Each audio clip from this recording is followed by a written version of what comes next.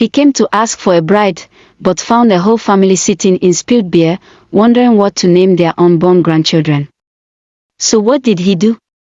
He walked away and said, "When I find 3 people more foolish than this, I'll come back and marry your daughter."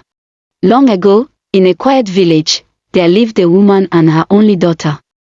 The girl had grown into a full woman, 37 seasons had passed over her head, but still, no man had come to claim her hand. People said she was too slow, too full of empty thoughts, and not wise enough to run a home. Still, her mother loved her dearly. She prayed, she fasted, she visited every diviner and healer in 3 villages. One bright morning, just as the rooster had finished crowing and the sun was stretching over the palm trees, a fine young man arrived.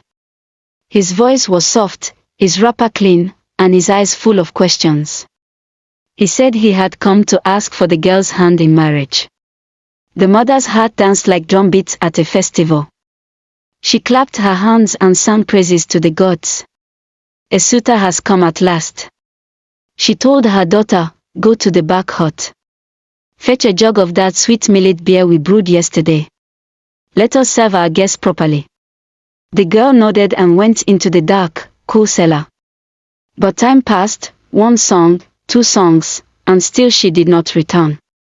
The mother grew worried. She tied her wrapper tighter and followed the path to the cellar. And what did she find?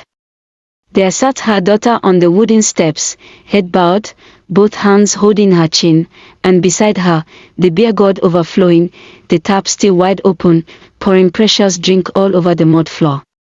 The mother cried, "What is wrong with you, eh? What are you sitting there for?" The girl looked up, her eyes lost in the air as if chasing clouds.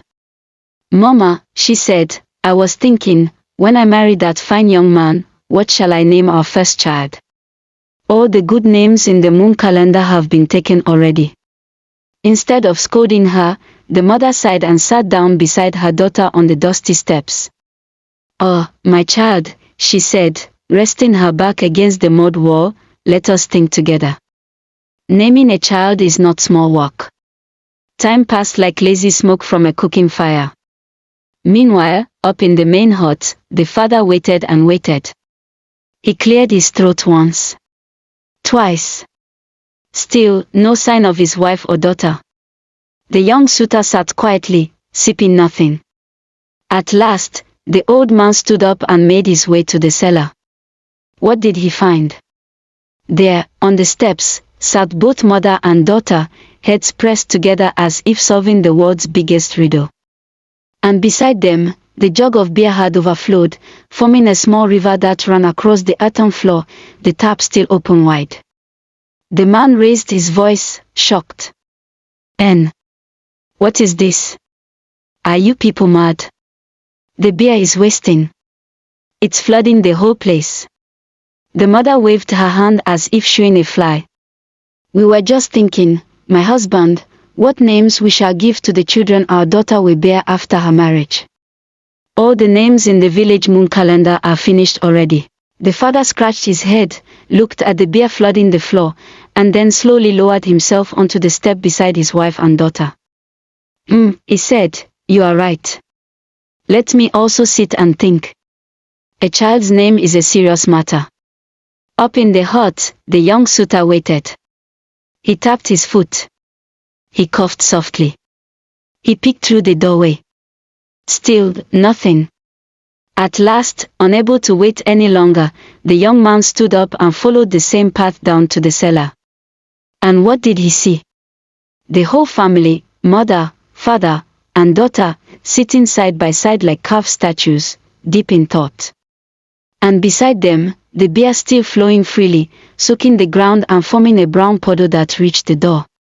He cried out, What kind of family is this? Why are you all sitting there like termites in a row? And can't you see the beer is pouring away?" The father looked up calmly and said, "Oh, my son, it's not that we don't know. But tell us, if you marry our daughter, what name will you give your first child? The whole calendar is already full. There are no more names left." The young man blinked, shook his head slowly, and took a deep breath. Well then, he said, brushing dust from his wrapper, I am leaving. If I ever find 3 people more foolish than the 3 of you, I'll come back and marry your daughter.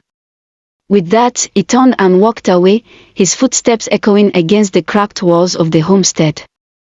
He journeyed far, through thorn bushes and across dry paths, until he came to a grove of trees where people were harvesting walnuts. But instead of using baskets or sacks, they were tossing the nuts high into the air, trying to land them in a cart using only long wooden forks. The young man stepped closer to the strange scene and asked, "What are you people doing?" One of them wiped his sweaty brow and said, "We are trying to load these walnuts into the cart, but no matter how we throw them, they just won't land inside." The young man watched for a moment as they tossed walnut after walnut, missing the cart each time. He shook his head and said, "Oh, my brothers, why not use a basket? Put the walnuts inside, then carry and pour them into the cart."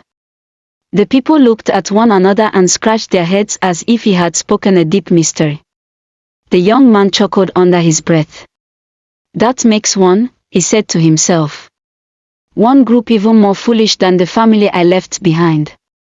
So he continued his journey, walking past hills and dry footpaths, until he came upon a thick forest. There, under a great oak tree, he saw another puzzling sight. A man stood beside a fat pig, huffing and puffing, pushing and coaxing the animal. "Up! Up, I say," he grunted. The young man watched for a moment, then asked, "My friend, what are you trying to do with that pig?" The man, sweating and breathless, replied, "I want to feed him acorns, but he won't climb the tree to eat them." The young man nearly laughed. He took a deep breath and said, "Why not climb the tree yourself and shake the branches? The acorns will fall to the ground and the pig will eat them." The man scratched his head and said, "Oh, I never thought of that." The young traveler smiled to himself. "That makes 2, he murmured, 2 people even more foolish than the ones at home." So he continued along the winding road, dust rising behind him with every step. After some time, he came upon yet another strange sight. There stood a man under a tree, struggling and sweating. Before him, a fine pair of trousers was tied to a low branch. The man kept jumping up and down, trying to land his legs inside the 2 holes as he fell. The young man stopped, folded his arms, and asked, "What exactly are you doing, elder?" The man, panting and frustrated, replied, "These are my first trousers. I have never worn any before. I'm trying to jump into them properly, but it's not easy." The young traveler chuckled and said, "Oh, why not hold them in your hands, sit down if you must, and slide your legs in, one after the other." The man's eyes widened. You are wiser than I am." That idea never entered my mind. The young man laughed softly to himself. "That's the 3rd one," he said. 3 people even more foolish than my bride, her mother, and her father." So he turned around, walked back through the forest and hills, past the walnut harvesters and the pig feeder, and returned to the home of the woman who had sat thinking of baby names while the beer flowed like a river. And true to his word, he married her. In time, they were blessed with many children, more than there were names on the moon calendar. And whether their names made sense or not, no one could say they weren't loved. And that is how the foolish girl, her foolish parents, and her wiser-than-most husband lived, laughed, and raised their noisy household, full of names, noise, and beer that never ran over again. A calabash may be cracked, but if positioned well can still hold good palm wine.